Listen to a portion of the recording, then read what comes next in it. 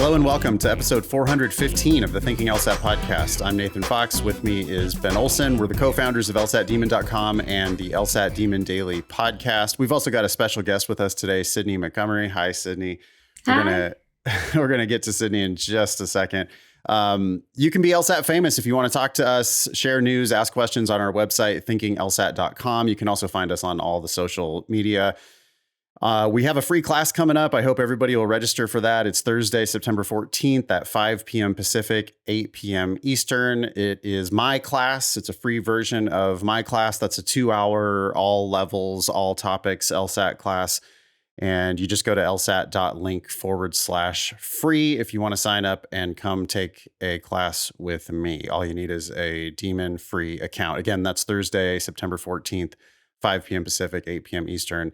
If you want to take an entirely free LSAT class with me.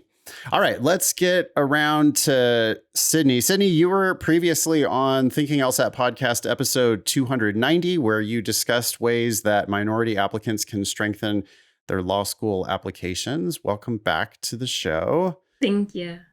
Let me just run through a quick bio for Sydney so everybody knows who she is. CEO and founder of Outline It, Inc., which helps students, especially those who are neurodiverse, better organize and outline their writing projects. Sydney is executive director and founder of Barrier Breakers, a faith-based nonprofit that aims to increase access to higher education for BIPOC and other marginalized students. You do law school admissions consulting through your company, S. Montgomery Admissions Consulting.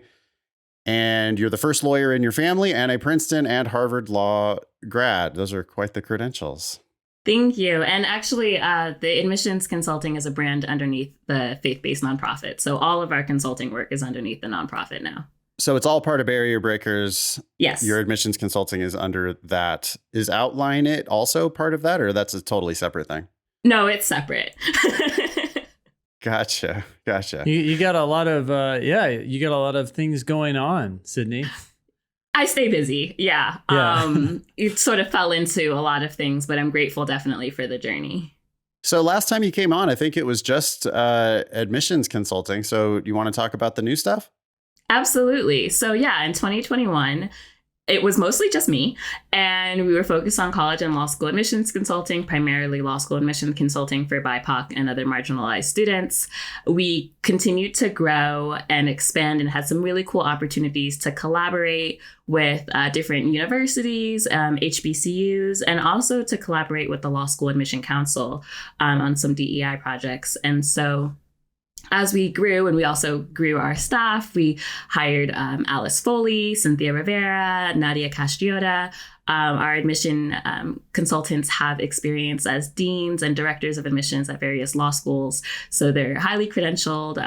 Many of them are women of color. All of us are first gen in terms of law school. And so as we continue to grow, we wanted to really be intentional about expanding our impact and expanding the way that we give back. And so we were able to kind of make that switch at the end of last year, top of this year, to becoming a nonprofit, which allowed us to have sliding scale pricing for students. So between 5 and 80% off all of our services. It allows us to do more things with universities and colleges at the undergraduate level to support pre-law advisors, and also to do some things with law schools to support pipeline programs. So it's been really good. And it's also allowed us to expand the support that we give. So we don't just handle law school admissions, but all the students that work with us, we provide continual guidance and support from their 1L year all the way through graduation, their 3L year. We have a lot of great partnerships with firms and public interest organizations that have helped us be able to expand our career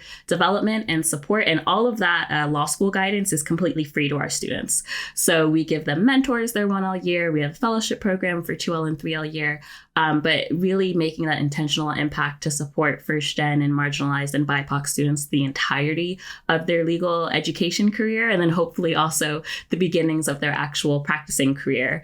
And then along the way, as we were building and growing, I fell into early stage tech startup, which is wild because I'm an English major and a lawyer, and I'm not technical by any means, but really saw, because we work with a strong non-traditional population, all the different ways that students, especially with learning differences and students that are at the intersection of being racial minorities and having learning differences, ADHD, executive functioning, I have ADHD, really struggled with organizing and curating their thoughts. And so Outline It launched in 2022, and it is an early stage venture-backed tech startup, primarily focused on the K-12 space. So as a classroom tool for middle school and high school students, although we do have students in higher ed and other higher ed partners and collaborators that work with Outline to help students better structure their thoughts, kind of gamifying not just the brainstorming, but really the structuring, building that old school outline, but in a fun way, and then allowing teachers to see where students are at every step of their pre-drafting journey. It can be especially helpful also for students that are writing things like college essays or college admissions essays and law school admission essays, because oftentimes you have all these stories, you have all these ideas, and you don't necessarily know how to put them together in a structured way, how to create transitions between your main points, which is something the software helps with, building out those details, and then aligning your work with a curated rubric and a gamified way to make sure that you're on the right path. Sounds like a lot. How do you keep all those plates spinning at once? I'm grateful for my teams, I should say. Without having strong teams, I would not be able to do any of this.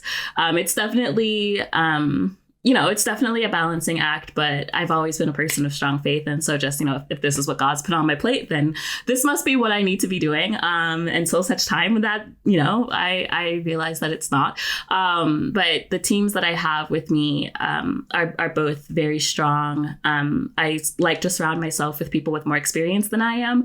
I'm still 29, so definitely not too proud to admit that I don't know everything. And, we've got a fantastic director of operations at Barrier Breakers who has over 20 years of nonprofit experience, university and higher ed experience. We have a chief technology officer at Outline who is over 30 years of being in senior engineering leadership roles at big companies like Yahoo and Credit Sesame. And then, of course, everyone else on our team is fantastic. And so it's really just like relying on the support of the people that are around you.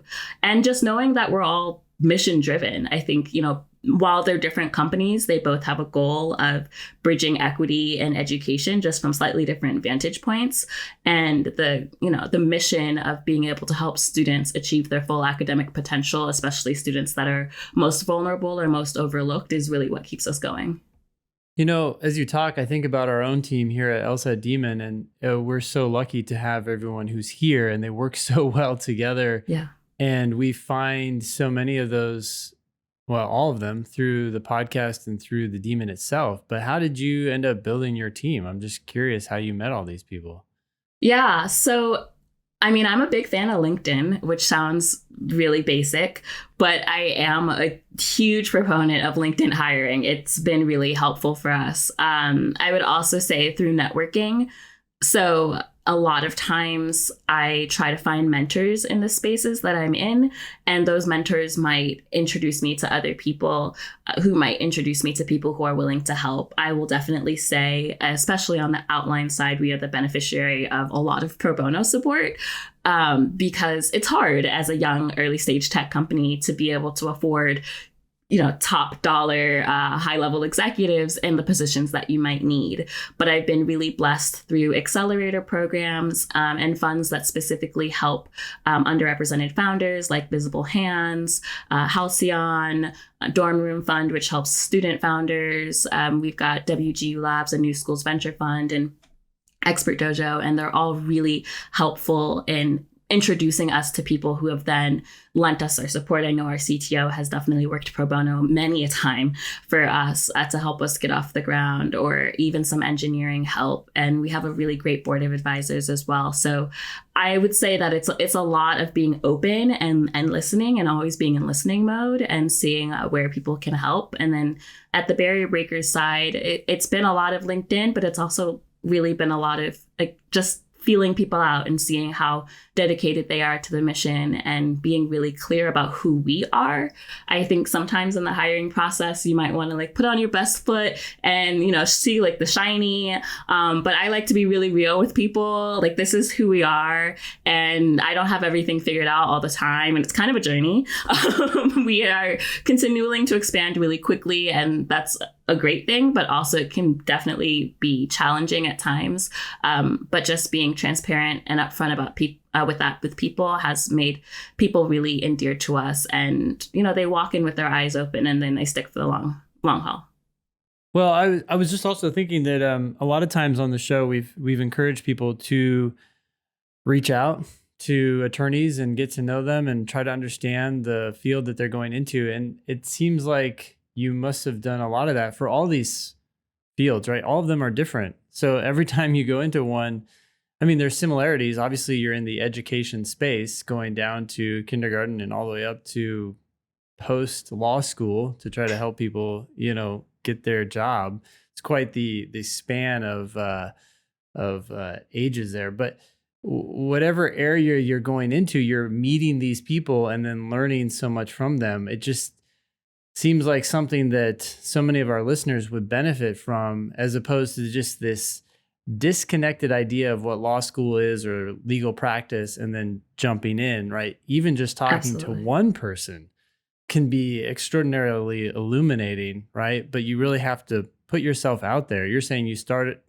a lot on LinkedIn, but I imagine it's not just getting on LinkedIn, right? It's connecting with people, searching for people. You really have to just get in. You have to put yourself out there, I guess. How do you motivate yourself to do that? I would be nowhere without networking. And I know that networking can be a scary term for a lot of people. They're like, oh, what does that mean? Or, oh, that doesn't feel genuine. But I really like building relationships with people. And I joke around to my friends that I like collect people like marbles because I don't like to let anyone go. Like, I meet a really cool person and I like to just follow up, and you never know where those connections will go. I think especially as a person of color, as a woman of color, like thinking about even my law school journey, I was very intentional about talking to as many lawyers as I could find, and staying in touch with them. Like when I did my summer paralegal internship at Wilmer Hale in, I think, 2014, I learned that I didn't really like big law. And I also learned that if I just scheduled lunches with all of many attorneys, I would have a much more enjoyable summer experience. And so I remember looking at my list of law schools that I was applying to and going down the attorney roster and being like, oh, they went to this law school. I'm interested in applying there. And I just shot them an email and asked if we could have lunch. I think I must have had 20 or 30 lunches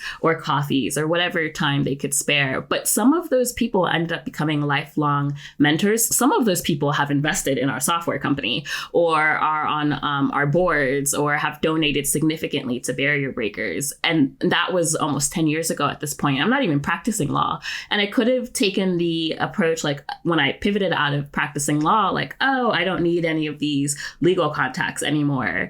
But as it turns out, I still do. And also, good people are good people. And I've learned that people want to support you, even if I decided I wanted to be a baker. I think a lot of these people would have continued to support me or just give me life advice as long as you continue to reach out and nurture those relationships. And so I think that as a woman of color, you really have to meet as many people as you can. You cannot be afraid to outreach. Sometimes I will cold email. One of my greatest mentors is actually the CEO of Thinkific, Greg Smith.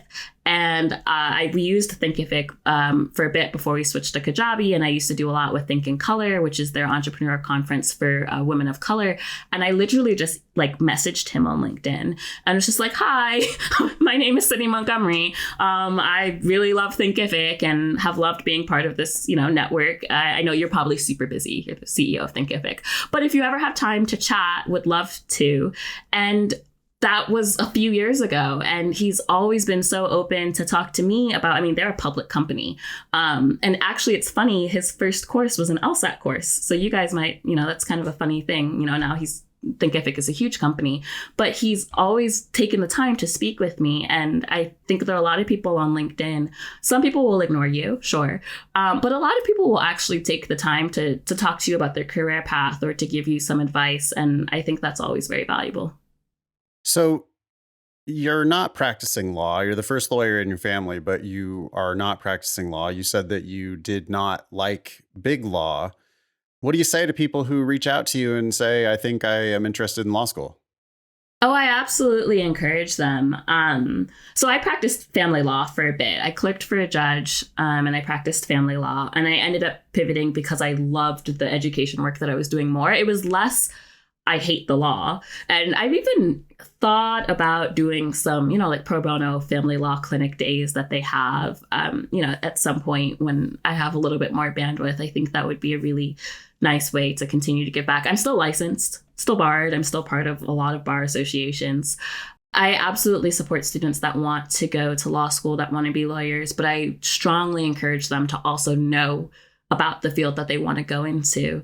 When we work with students on their personal statements, for me, it's very important that they have a strong reason for why they want to go to law school and why now.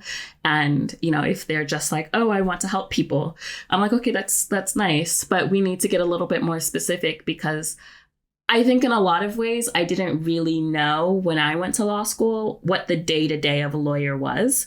I don't like paperwork. I love the law, actually. Loved law school.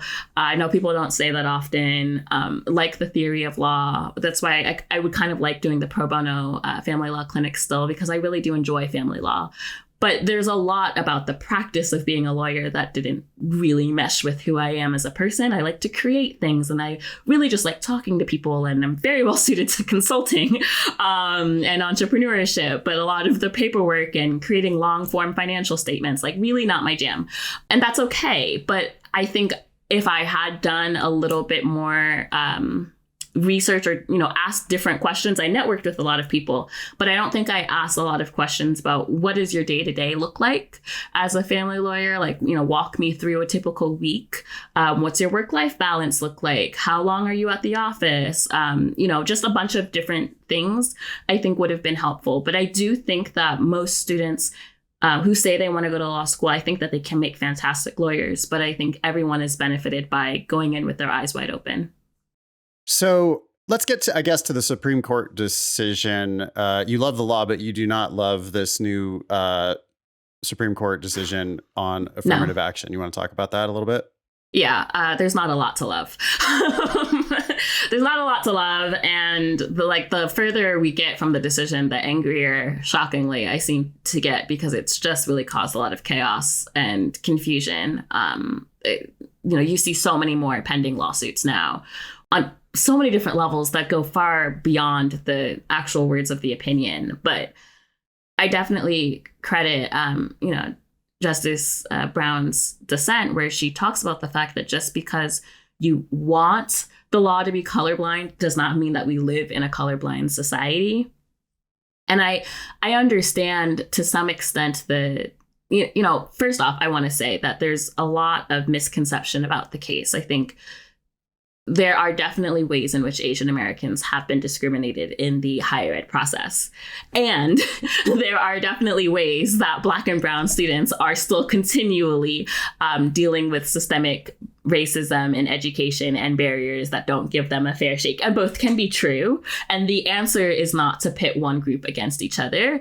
And the answer is not, to just kind of give this blank slate. I think there's also this misconception that affirmative action allowed unqualified Black and Brown students or minority students to get into schools that they shouldn't have, when it's further from the truth. It gave qualified students an opportunity to get into schools and to, despite the barriers that they've had to overcome, right? It's the understanding that people don't start from the same starting line. There's actually a lot of research that shows that segregation and those systemic factors in education start as early as elementary school. When you think about private schools, when you think about how the districts are drawn in a lot of states, when you think about funding to public schools, there's a lot there. And then somehow magically, though, we're all just supposed to be equal when it comes to applying to college or applying to law school. And I think that's, a fiction. And so right now we're just operating in a legal fiction. But I think the thing that's most frustrating to me is that the opinion puts so much burden, I think, on applicants of color, right? Chief Justice Roberts said that there's nothing in the opinion that would preclude students of color from talking about their race as it relates to, courage or unique qualities or hardships or discrimination. And also gave very little guidance to schools or applicants on how to actually do that.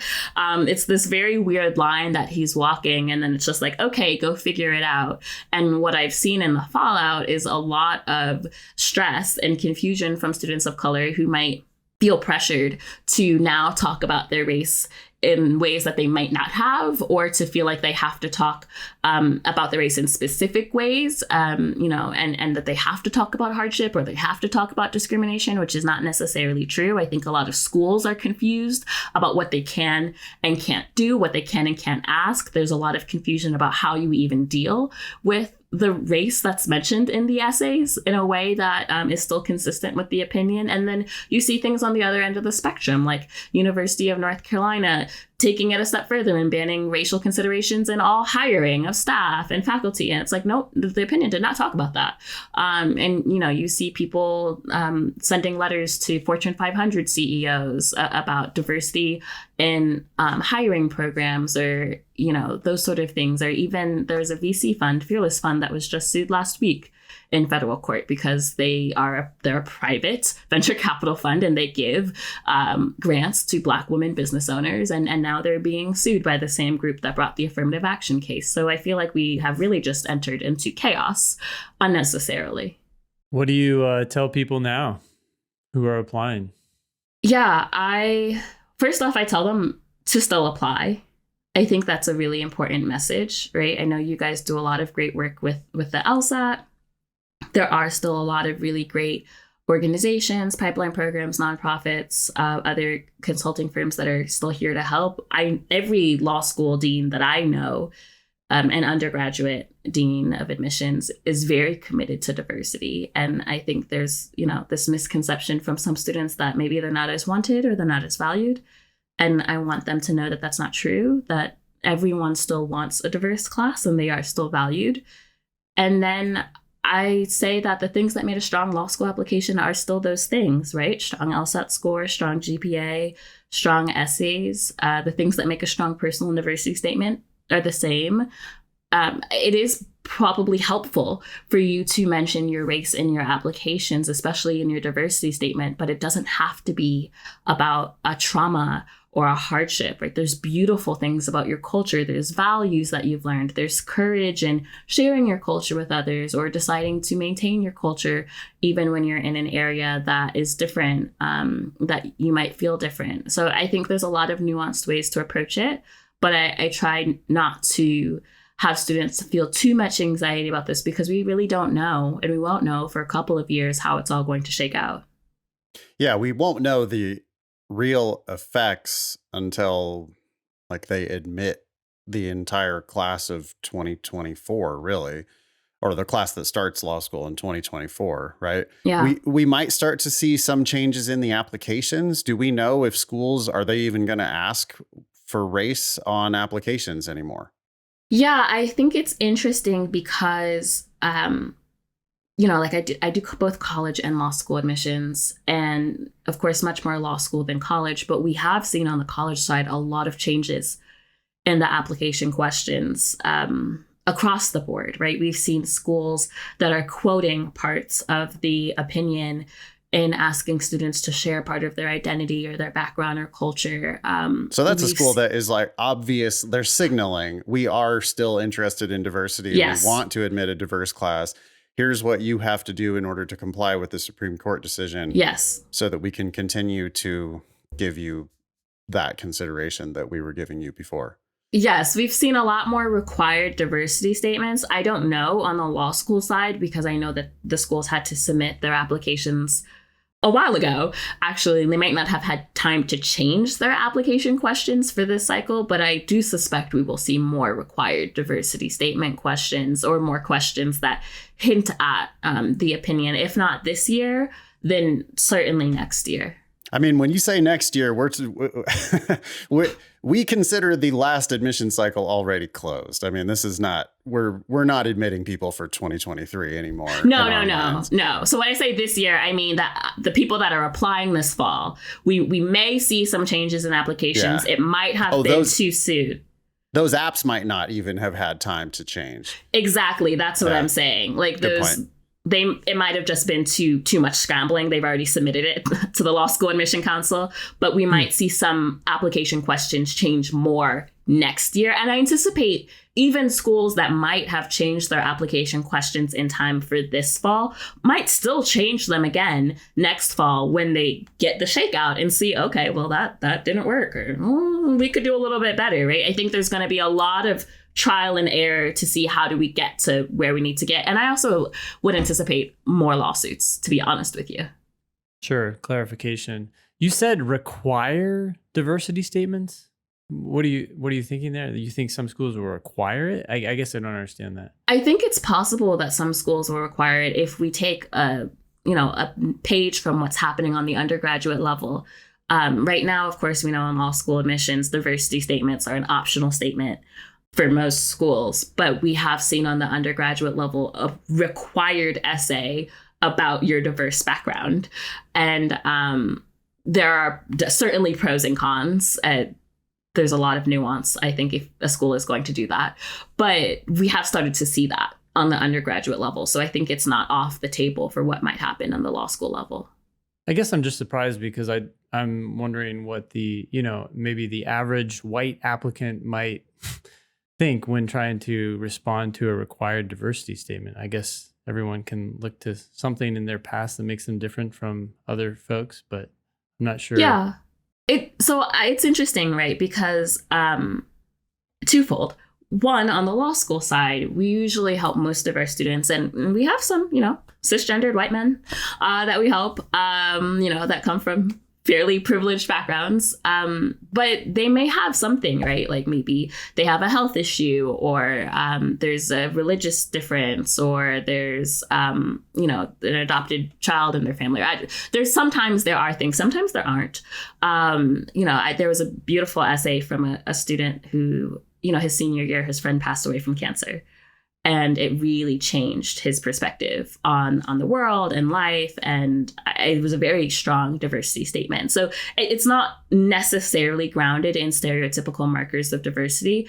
I will say, though, on the flip side, I have worked with lots of 16 and 17-year-olds who they struggle a lot more because they're younger. And if you are a 17-year-old white male from upstate New York or something like that with little to no obstacles in your life, that kind of statement can be very difficult to help, right, if it's required. And I have unfortunately been in that spot to help such a student write such a required statement, and it is really unfortunate.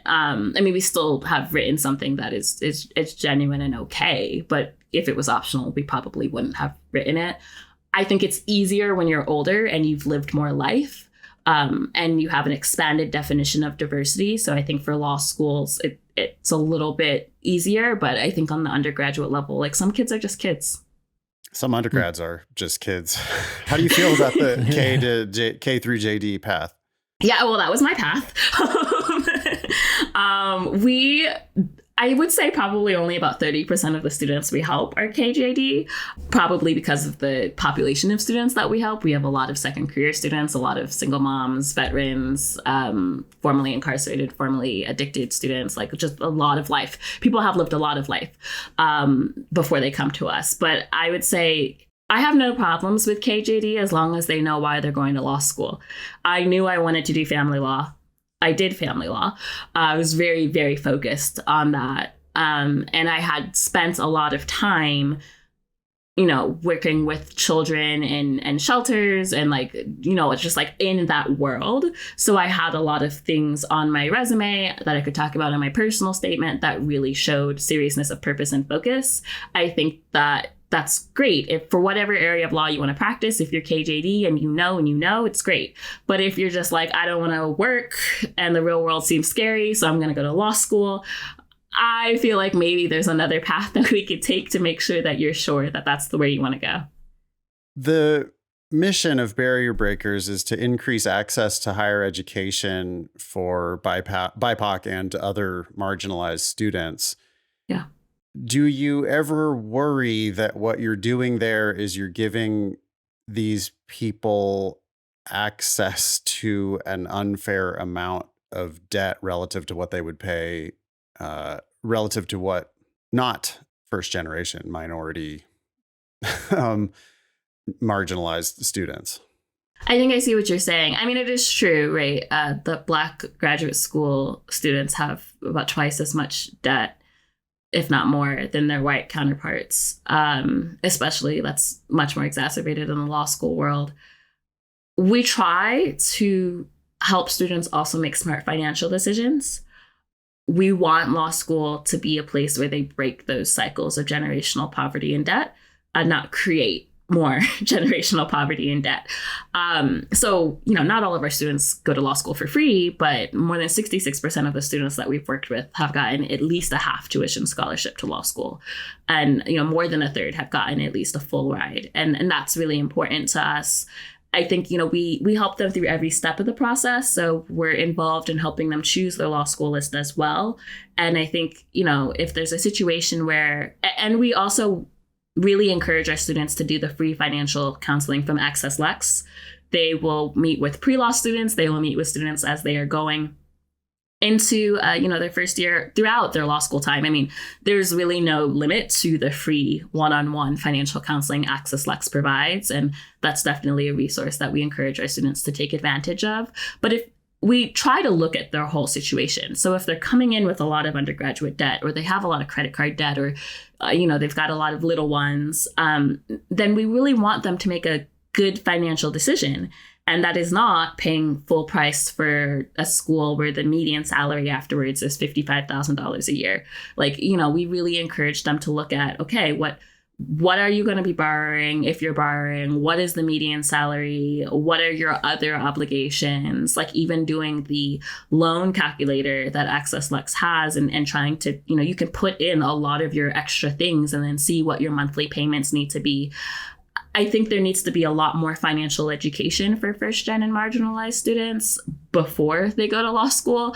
I know I needed that. I just signed things. I was 21 when I got into law school, and my parents didn't really know a lot about law school. And I just signed whatever. That's what everyone does. I mean, that's what everyone does. And you don't have to be 21. You can be 31 and make that same decision. You feel like you've been admitted to this prestigious school. How prestigious it actually is a question. But, you're admitted to this school that apparently is exclusive, and they're telling you that this is a good decision. Yeah. And you have this mountain of paperwork, and you're like, I'm looking forward to starting my 1L year. This stuff doesn't matter to me. I'm going to pay that 4 years from now.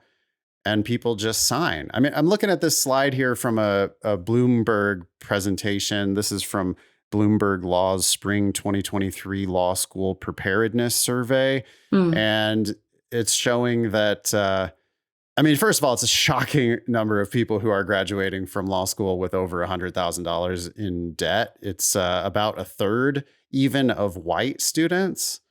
But then it's 2/3 roughly of Black students who are graduating with over $100,000 in debt. And, to be honest, your $7,500 credit card bill that you had, or your $15,000 loan, car loan that you had, really is kind of nothing compared to 6 figures of law school debt anyway. Yeah, no, it's very true. It is very true. And, I'm very transparently, I'm one of those people that also has 6 figures in law school debt. Now, I went to Harvard that has a very strong loan repayment assistance program and is not contingent on the federal public service loan forgiveness program, which, I don't really trust the federal government to do a lot of things at this moment. Well, they can always just change, right? I mean, you can have a new legislature and a new president, and they can change everything. So yeah, how can you trust that program is going to be here 10 or 15 or 25 years down the road? You really can't. No, you can't. Well, they can change it for so many reasons, right? There's ideology, but there's also just the economic realities that as the country continues to take on more debt, they just say, hey, we can't afford these things anymore, and decide not to pay them. So I trust that Harvard will have enough money to continue with loan repayment assistance program. I don't trust a lot of things about a lot of things, but I don't think Harvard's going to run out of money. So what do you have to do to qualify for that? Sorry. It's completely income based. And they also roll in any undergraduate. Well, they roll in up to $50,000, which hopefully you don't have more than $50,000 of undergraduate debt, but they roll in up to $50,000 of your undergraduate debt, and it's income based. So I knew I was going into family law, which is not traditionally public interest. But I moved back home to Maryland to help out with my younger sister, who's 18 now. So I wasn't making a bunch because I was living in the suburbs. So I was making like around $70,000. And so they covered like 90% of my loans, and they literally cut a check twice a year. So it's not one of those programs like with public service loan forgiveness, you're making 120 qualifying payments and then it like magically goes away. But like you don't actually get support. You can just put it on a different income-based repayment plan or those sort of things. But with Harvard's loan repayment assistance program, your loans are on a 10-year plan, and it is a graduated contribution amount based on your assets and your previous debt and your income. So Harvard really just covers the rest of it. So you're making these full payments because it's on a 10-year plan. It reduces some of the interest, and it generally works out fairly well. It's a fairly generous program. There are other schools, Yale, Stanford, there are a lot of, like about maybe 14, I think, schools, don't quote me on that number, that have those loan repayment assistance programs. And those I trust a lot more because it's opt-in, opt-out. You always get 10 years of support. So when I stepped out of practicing law, because for Harvard's loan repayment assistance program, you have to either be in a government job, any government job, in a legal job, any legal job, or an education nonprofit. And so there was a period of time when I didn't qualify because I was doing a for-profit consulting. And so those years I didn't get support, but my loans were deferred for other reasons.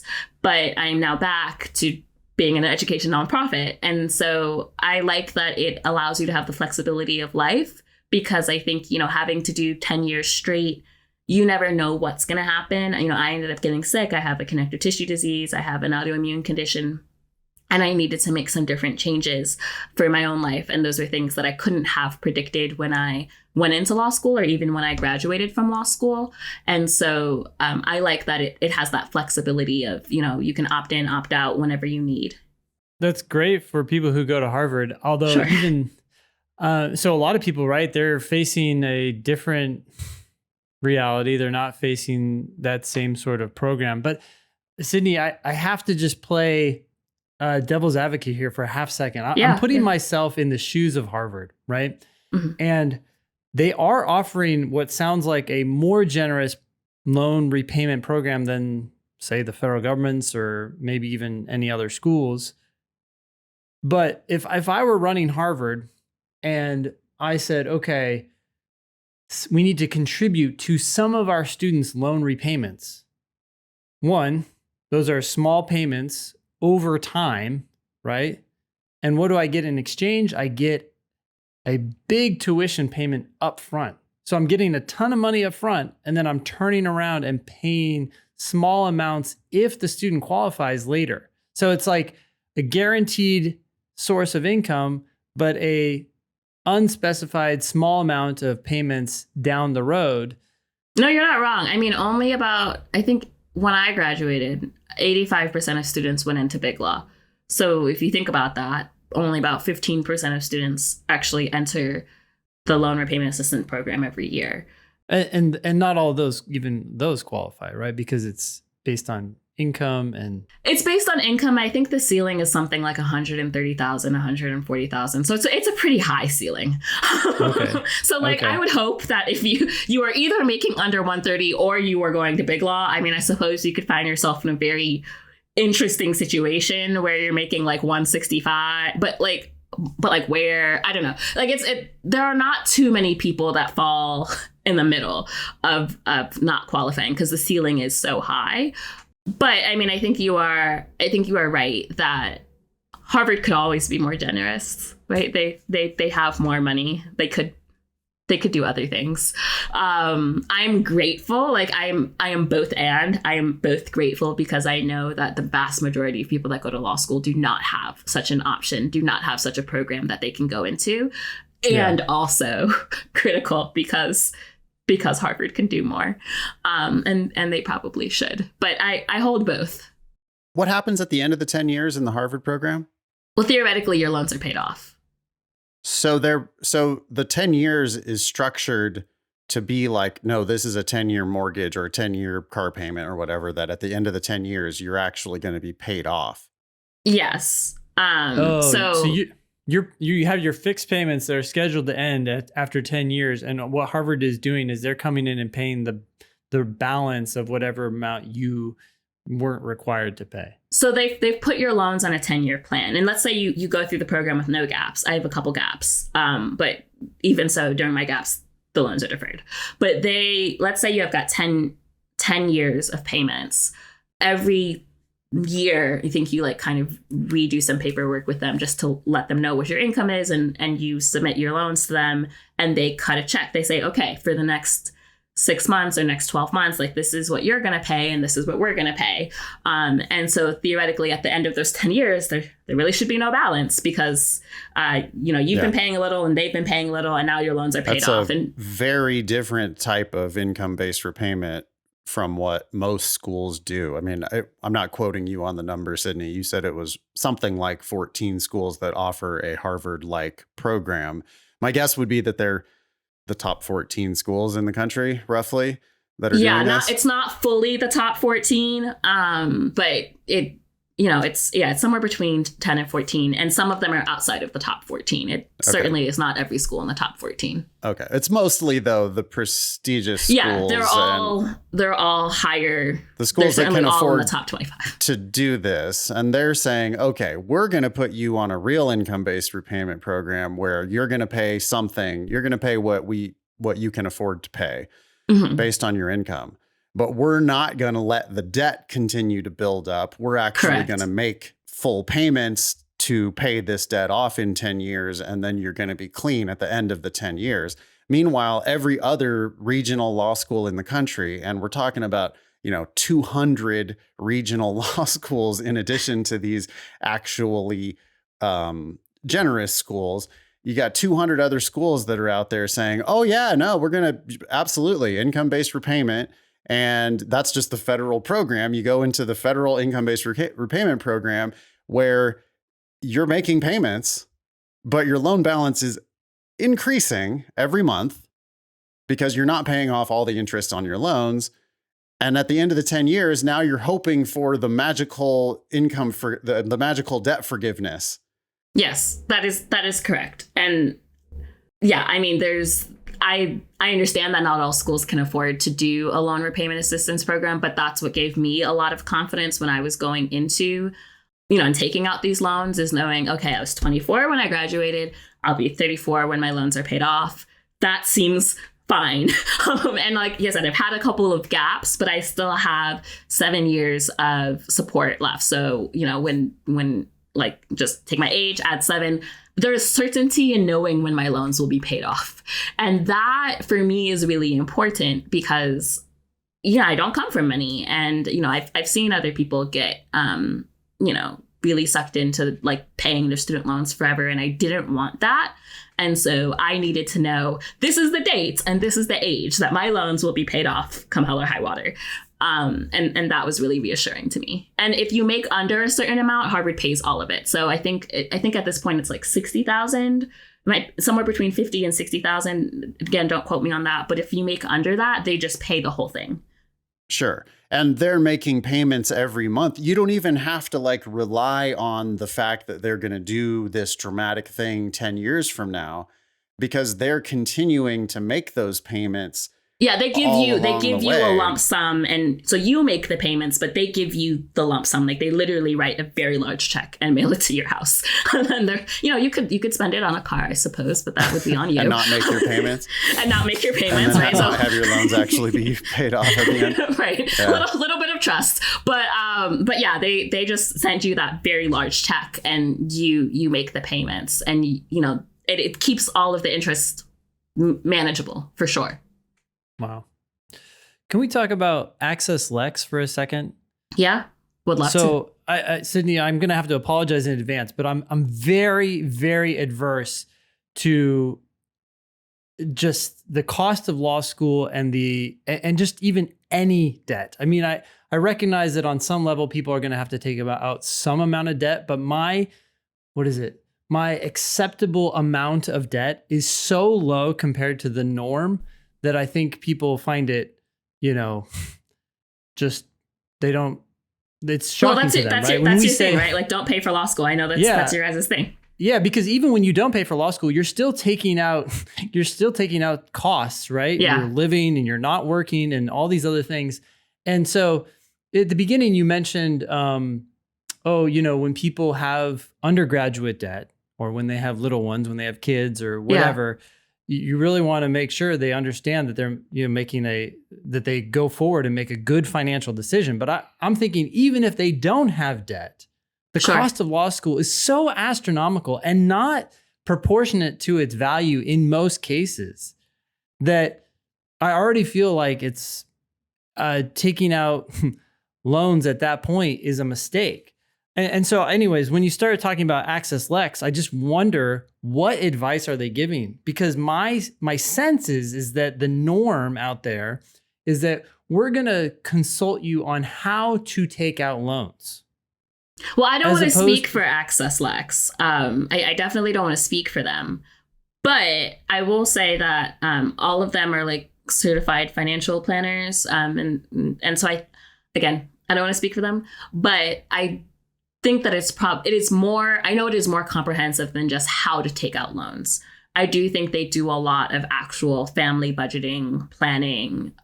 What can you really afford? What can you not afford? They also have a lot of free resources, even if you don't do their one-on-one consulting or coaching. They've got things like how to make a budget and how to, they have all these like webinars, which I think are really important because, I mean, like Nathan was saying, I think most people don't know anything about the finances of law school. They just sort of go. And I think their mission is really to make more informed students, so students can make the more informed choice. And maybe that choice, Ben, to your point, maybe that choice is I need to make sure that I have a full scholarship, or I need to make sure that like this is not a cost of living that I can afford.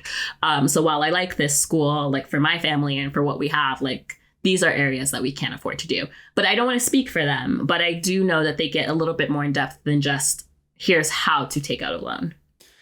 Fair enough. I'm skeptical. I mean, if you look at the Access Lex website, their member law schools are basically every law school. And I'm just real Well, I don't think they're telling people not to go to law school, but exactly. I do think they are. And I mean, we're not telling people not to go to law school either at Barrier Breakers. But I will say that I do think they provide more personalized and in-depth financial consulting than one would get, even probably by talking to a financial aid person at the law schools, who are really, I think, at that point, just going to tell you how to take out loans. I do think they do a little bit more financial planning and budgeting and looking at what your particular circumstances are when you do that one-on-one coaching with them. Isn't don't go to law school the correct answer in many cases? I think we might have to agree to disagree on that one. I think law school, there are definitely ways that law school can be advantageous, especially in terms of, like I said, building generational wealth, even if it's not free. I do think, depending on where people are coming from and their earning power and earning potential and the doors that it opens, it can be really life-changing for a lot of first-gen people of color, and create ripple effects for generations to come. So I am a little less on that side, just because I do know that earning power and is real. It's definitely a real thing. We don't disagree. I mean, obviously, it's great for some percentage of the people who go, but it's also true that 2/3 of the Black people who go end up with more than $100,000 in debt, and that's not generational wealth. That's generational debt.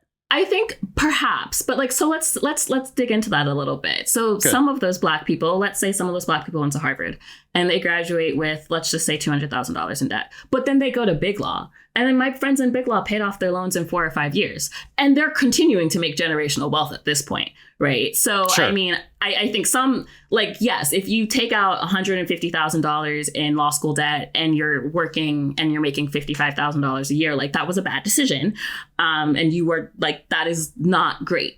But I do think that there is some percentage of people that even if they have that high debt, if they're able to pay it off within 5 to 7 years, then I think you actually do start to see the upside of that generational wealth start to be built.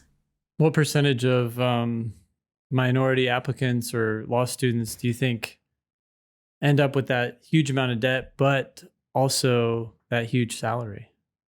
Well, it's probably not a super high percent. I don't have that percent in front of me, but I will say that probably, again, don't quote me on this, but if you would take the relatively small percent, so if you look at the top 14, the Black student population is probably between 8 to 10%.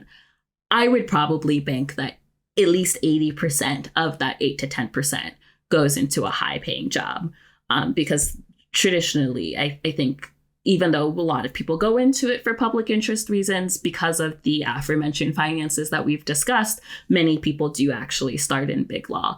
So while it is not an overall large percentage of the population, I mean, listen, only 51% of Black applicants actually get into law school every year. Now, I will say that 54% of our students that work with us get into a top 14 law school every year. And so those students do tend to have a higher percentage chance of getting into a higher paying job so that they can create that generational wealth. But I mean, on average, the average Black applicant, it's probably not a high percentage, but I do think that there are some, and then they probably shouldn't take out such a high percentage of debt. I'm not going to sit here and say all of those Black applicants that have more than 6 figures in debt have all made the right decision. I don't know them, but I'd probably say that's not true, just because of, again, financial literacy and information dissemination about the process. But there probably is a percentage of those in that category who have still made the right decision for their own generational wealth. I think we agree with you 100%. I think that there is some percentage who are making a good decision. I just think that percentage is perilously low. And it might be. I don't have that number. I might do some research. That'd be great. This. Well, we might do some research too, and I would love to find that out, because I want to know. I mean, I agree with your mission. It's just that I worry that so many people are making a bad decision. It's because some people are going to Harvard and they're in this great program, and then Harvard's going to pay off all their loans. And so that's a good decision. So then it's also a good decision for me to go to Chapman and take out 6 figures of debt or whatever school, which, you're not going. You're the median salary of the school and the amount of loans that you take out honestly, they should be at least the same number. If not, the loans you take out should be less than the median salary. But I think when you're taking out more loans than the median salary, we have started to enter into a very precarious situation. So that's a very common number, right? Don't take out more in loans than what you expect to make when you graduate. But I think that's just a fun, easy to remember rule of thumb that I don't think is actually applicable to reality, because you also have to think about okay, yeah, are we talking about people who are going to the top 14, or are we talking about people who are going to a local regional school? Well, that's what I was saying, the median salary of the school, not what you hope to make, not what you, of the school, not what you, because people have lots of ambitions. But I think, I still think the risk is not anywhere, because when you're taking out 55,000, let's say your median potential income, right, or a likely income is 55,000. Well, okay, So then people are going to hear that and say, oh, well, then I can take out $55,000 in loans. It's like, right. no? And that might also not be, because we wouldn't suggest someone take out $55,000 for undergrad debt. And most people who go to undergrad not all people, I won't say all people, but a lot of people can find themselves in a job that pays at least $55,000, depending on where they are in the country. That is a point well taken, because we would certainly not recommend someone take out that amount of loans for an undergraduate degree, which can have comparable starting salaries. Yeah. Sydney, I apologize. I just have to go back to Access Lex really quick. I mean, partly because you're encouraging people to go there. And the thing that I keep thinking about as we talk about this is BATNA. Have you heard of BATNA? No, I've not heard of BATNA. That is the best alternative to a negotiated agreement, right? So when you go into a negotiation, which is what is happening, right, with students, they're going to law schools and they're saying, hey, I want to go to your school. And they're saying, okay, well, here's the price. So there's a negotiation, even if the student doesn't realize it. And the best alternative to a negotiated agreement is often nothing, right? Don't go. But I feel like when students go to Access Lex, I don't know, but all these schools are associated with Access Lex. That alternative is preemptively removed from the table. So there's no, hey, let's find what works best for you. And is that better than not going?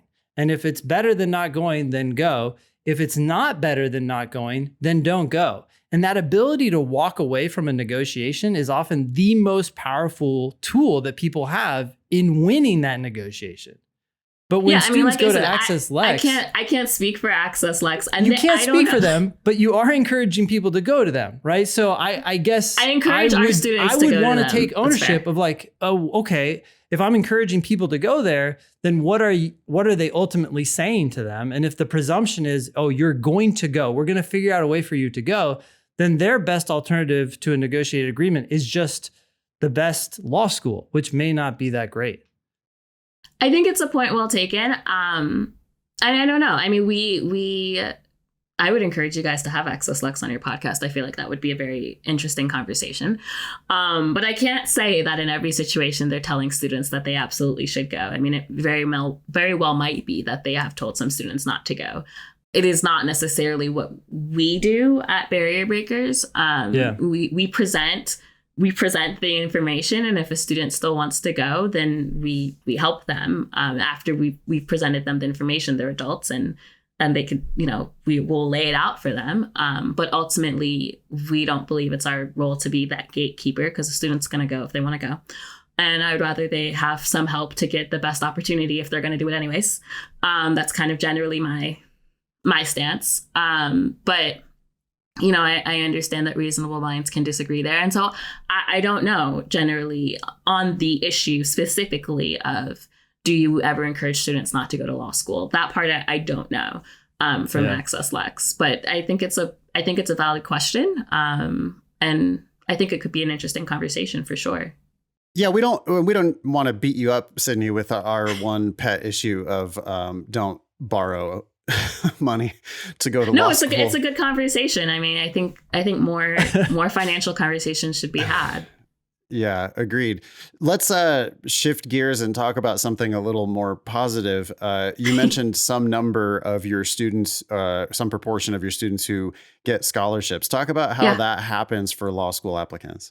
Absolutely. So first we believe in building a good list. And I think that's important. And we actually use some of your scholarship estimator resources because I believe in building a balanced list no matter who you are. And I would definitely get that from the undergraduate consulting part of me, because building a balanced list is key for college counseling. LSATdemon.com/scholarships, by the way, is where our scholarships estimator is, if anybody wants to play with this tool. Yeah, I think it's lovely. And, for us, a balanced list means having some schools on the list that you love, that also, that you can get into basically for free, right? There needs to be some option on your list that includes that. Because I think you don't want to just have all schools that you can get into that are going to be financially outrageous. And we also encourage our students to look at either outside scholarships or institutional scholarships or fellowship programs. And that's really important. There are a lot of outside scholarships students don't necessarily know about, because I think people just put in like law school scholarships in Google. But when you broaden that to graduate school scholarships or graduate school fellowships, you get a lot of scholarships that you can apply towards your law school career, even if it's like not necessarily specific for law school. So we do some of that research and that help with our students. We help them just make them as strong as they can be. And looking at schools, like we had a student who she's at a full tuition scholarship at Berkeley. She didn't have the highest stats, but their opportunity scholarship for first gen students was a really great fit for her. And so knowing different opportunities like that as we're building the list can be really helpful for our students. And then doing good financial counseling at the end, just in terms of like, okay, what makes sense? Like some of these schools don't make sense. Like I know you love them, but it does not make sense, like you said, for you to take out that kind of money. And we also help with scholarship negotiation as well on the back end. And so helping students even increase the amount that they can get straight from their institutions. And I will also put a plug in for the fact that we really don't encourage students to do conditional scholarships. It's just far too risky. Even if the offer sounds great, you don't know what your GPA is going. You might think that your GPA is going to be great, but you really don't know. And I think that's far too great a risk for me to advise a student to take that offer. Those programs are built to be scams. I mean, it's just obvious that they're built to be scams. They say with a straight face, oh, well, yeah, it's a renewable scholarship in your second and third year. All you have to do is maintain a 3.0. Let's move on to the next item of business, which is you signing your name, signing your life away. And the thing that they don't tell students is that a 3.0 could be well above the median GPA at that school. The median GPA could be built around a 2.7 B minus curve, which I think it actually is at most law schools, built around a 2.7 curve. And so if it takes a 3.0 to retain your scholarship, you actually have to be in like the top third of the class or top quarter of the class, maybe. And then when you look at their 509 report, which is linked, by the way, on lsatdemon.com/scholarships, you can get to all of the actual PDFs that show the data. You can see that they're like 2/3 of the people who receive these renewable scholarships aren't renewing them. So it's just like an obvious scam. I'm very glad to hear that you're encouraging people not to consider those renewable scholarships. Yeah, but I think in general, it's just about helping students build a strong package, right? So that they can get the institutional scholarships. We don't do LSAT prep. Never have, never will. But we help. It's not my thing. I like to stay in my lane. But we do, we help students find affordable options. I know that you guys have the program. If you have a fee waiver, it's very affordable. A lot of our students have fee waivers. And so, those are really important to us to help them find resources that will help them get the best scholarship possible. And sometimes a lot of the counseling I do, I will say, Ben, while we do not tell students not to go, I spend a lot of time telling students to wait. Because I believe that everyone can be a strong law school student. But for some students, it's like, listen, you need to raise your LSAT score considerably. And I think that law schools, it's not going anywhere. Everyone wants to go right now, but sometimes right now is not the answer, because we've had so many students that have listened to my advice, that have waited, taken an extra year, gotten 20 more points on their LSAT, and then we've got scholarship offers, right? Like hundreds of thousands of dollars saved because you waited a year. And so I always do I don't like to tell students not to go to law school, right? I never want to be a gatekeeper, but I will tell you to wait. I say, don't make long-term decisions based on short-term emotions.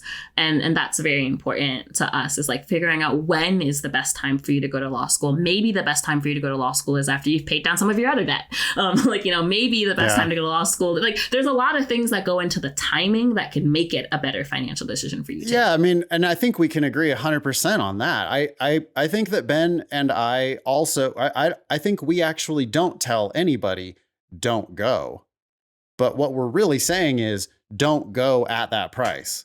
Yeah. Which means don't go right now. Because you're right now, you're a mediocre applicant. You've got a 146 LSAT and you're thinking you're going to sneak into this school. And yeah, they might let you in. They also might charge you $60,000 a year to go there. You're going to graduate with $250,000 of debt. And that's your option right now. Your option a year from now, as you said, Sydney, 20 more LSAT points. It's easier than people think, by the way. 20 more LSAT points in a year from now, and all of a sudden you've got multiple full ride scholarship offers on the table. And so, maybe we're not, Ben, saying don't go. We are certainly, though, saying, oh my God, don't go right now at that price. Do a better negotiation, which starts with the best undergrad grades you can get, the best LSAT you can get, the best documents you can get. And some things are already like, you can't change your undergraduate GPA. Like it is what it is for a lot of our students. Like that is what that is. Yeah, it is. But that's first, then LSAT. Yeah. Then all these applications essays and finding a list of places to apply and then applying and then make a good decision where you're going to actually go and what price you're going to pay to go there. Yeah, and we always tell our students, like, we will stay with you in the wait. Because I know some students are like, but I've already signed up and this is the year that I have your support. I'm like, I will give you my support next year. Like, listen, I don't want you not making the best decision because you're afraid that I won't be here or we won't be here. Like, we will wait with you. I love to hear that. I mean, it is shocking how people, it's like the inertia of, they make they sign up for the LSAT and then they think that because they've signed up for the LSAT, that means they have to go to law school this cycle. Yeah, it's good for 5 years. Yeah. Or they've taken an LSAT prep class, so they have to go this year. Or I just decided last week that I want to go to law school and I got to get my applications in this fall. So I'm going to take the LSAT, work on my documents, figure out what schools I'm going to apply to. And I'm going to do that all within this compressed 2 months. I just decided to do it and it has to be right now or else I'm not going to do it at all. Yeah, and that's the other thing that we tell our students. Like, if you decide to wait, you're not just, because a lot of students are like, well, if I wait, I'm afraid I'll never go. And I'm like, listen, okay, if you make the decision to wait, I'm going to check in on you every month. So you will have that accountability. It's not just you on your own and it's turning into 1 year, 3 years, 5 years, 7 years. A lot of people have that fear. It's like, it's going to be a dedicated year where I'm going to make sure, like, hey, what's your LSAT plan? How's it going? What's your score right now? We're still going to be here, but we're not going to apply till next year. But you're not alone in that waiting process. And that's really important for students. It's interesting about that fear that you just mentioned, that people have, like, oh, if I don't go now, in a year, I might not want to go and I might not go ever. A lot of times I actually use that and see that as an advantage, right? Like, if I'm going to go buy something, sometimes I'm like, wait a sec, let me just wait even till tomorrow. Yeah. And then sometimes the next day it's like, I don't really feel the need There's to a lot get of good that research anymore. on that. You should wait. You should wait to see if you really want it. Yeah, but if you still want it, then okay, maybe it really is something that's worth your time and effort. And that includes the extraordinarily expensive cost of law school. I think with KJDs, you asked me about that earlier. I think that's a perfect example, right? Because in a year, you might realize, oh, I love this job that I'm in, or actually, I want to go to business school, or whatever it is, right? Like, you're still figuring yourself out. So I think, law school is not going anywhere. And I agree with you. If you realize you don't want to go a year from now, then it's okay too. Yeah, I mean, every car salesman, one of the first things they do is they try to give you this idea that the car is scarce and that you have to make this purchase today or else it's going to be gone. I mean, they're like, they know that if you stop and think and go home and don't make a decision today, that you're likely to make a better decision. And so instead, you're there on the car lot and they're like, yeah, someone was just in here looking at this one. And, it's the only model in all of the West Coast. We could try to get you one delivered from Florida, but who knows how long that'll take. And so, yeah, this one right here, let's go work on the paperwork. Unfortunately, law schools seem like they're doing exactly the same thing. Law schools will always be there, but they have these seats that they have to fill every single year. And if you're talking to them right now, they want your applications right now. Law schools don't seem, I mean, I've never heard a single law school talk about, oh, actually come back a year from now and then you'll be a better applicant if you come back from a year from now.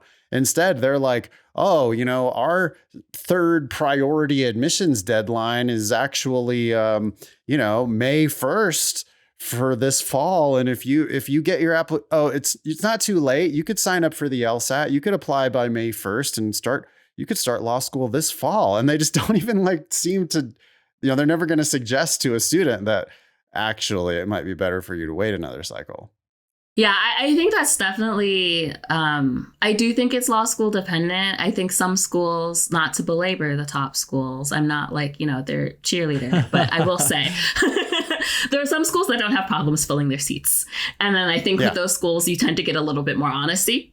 You're like, listen, you can apply, but this it may not happen. I will say that there was a couple years ago where I was on I had students on a webinar with Howard. It was like March. And granted, you shouldn't apply in March anyways, because you shouldn't. But it was March, and I was really happy to hear that she was like, we're filled. Don't apply. Tell your friends not to apply because we're already full. And I was like, that was very honest of them. Like, I'm glad that they said that. Yeah. Well, good on them. That is rare. Yeah, I agree. It's rare.